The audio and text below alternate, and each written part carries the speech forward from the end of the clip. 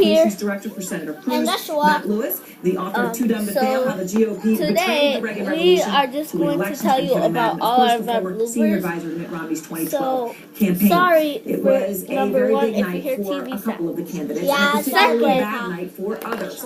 You could say this really it's my grandpa. For some. Let's get started with tonight's winners and losers. Okay, so let's start. And sorry if you see that foot right there. The winner, didn't change my mind. If you see that ugly baby's face. So Rubio did not have a great night. I thought he. And if you see those Pampers over there, the debate that he lost with Chris right Christie on the side question of his experience. I think the governors, Kasich, Bush, and Christie all did well. Christie was on the attack, and I think he probably ended up helping others more than he helped himself. If you see us fall off of the chair, David. I thought the big winners so were bye. the people If you hear who had anything executive weird experience. while That includes the governors as well as Donald Trump. just let us know in the comments. New Hampshire has more independence and it's a more moderate state. And I think the fact that they're more pragmatic than the people in Congress, both Cruz and Rubio, I think plays well to the New Hampshire voter. People are looking for answers, and people are actually, they want leaders who can actually get something done. And I think tonight we saw experience does matter in how you think about things. It makes you more pragmatic. The loser? The loser was Marco Rubio. Okay.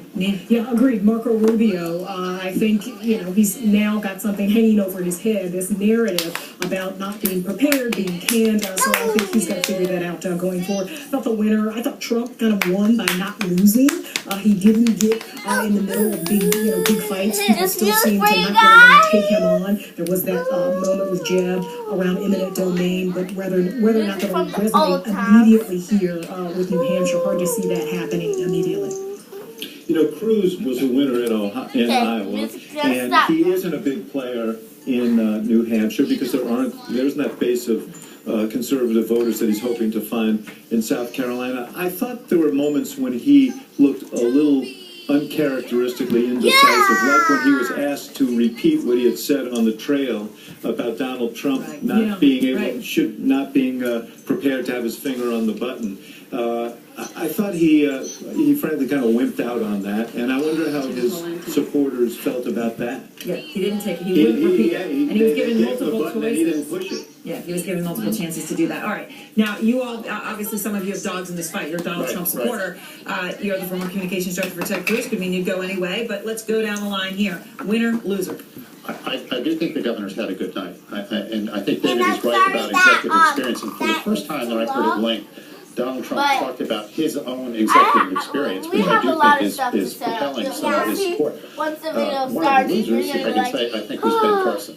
I just think we're rapidly seeing this disappear. He's such a nice guy. He barely maybe telling that you're it's not that many if you look at it, like, if you have a lot of LPS comparing them to mine, I mean, he was in such it's not complete going to be that control of much. the debate. At one point, I was wondering if he Like, were mine being are not going to be moderator. that much, But I don't think it'll help his campaign because my he was so LPS are very hard to vicious set to up, Marco Rubio. I think there was some the blood that's better. removal of the head. So, Could be that yeah, Tuesday sorry. he's available to be the moderator.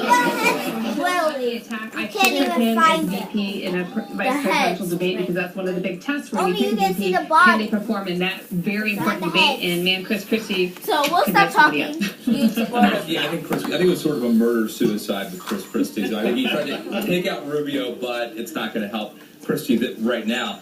I do want to stress, I think Rubio finished strong. But in the beginning, it was disastrous for Marco Rubio.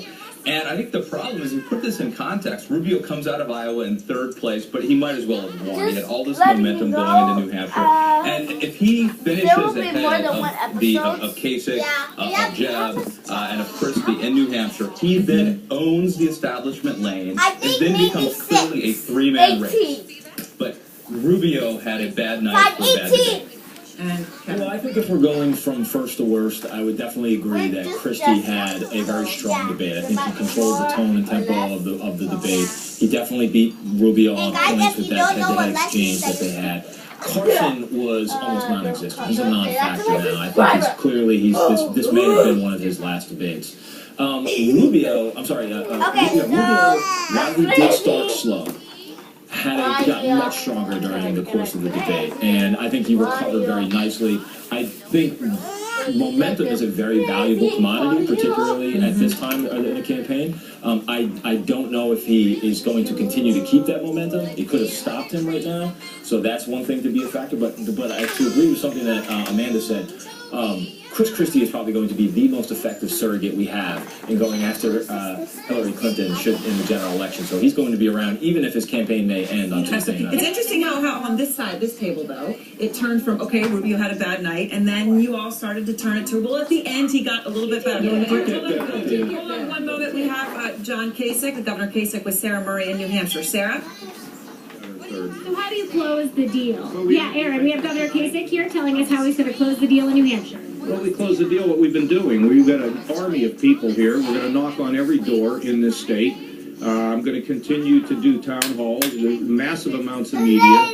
Closing the deal is just running through the tape. I mean, this was important tonight, but not the only thing that matters, but I think we had a good night. You feel pretty good about where you're sitting right now. If something were to change in the next couple of days, where do you think you need to finish to guarantee that you will go on to South Carolina? We're going to be fine. We're going to be just fine. We'll tell you on the 10th. Now, the other thing, there are a lot of independents here in the Granite State, and this is a wild open election. They could go to Trump, they could go to Bernie Sanders, they could go to you. Noises like that, we're sorry for here. Your message is different from the because I've never been in the establishment, but I'm not in the anti-establishment. I know how to get things done, and I know how to bring people together, and I have a positive message. I mean, people like the fact that I've been Since positive. it's taking us so long to set up, Positive, it paints a vision, I it guess paints we'll hope see you guys and opportunities. like in the next episode when the shuffle of Republicans going at each other's throats on the debate stage like that. So bye guys, sorry. Going at each other's throats. I'm not interested in that. I think tonight went very, very well, and I'm extremely happy, and so is everybody in our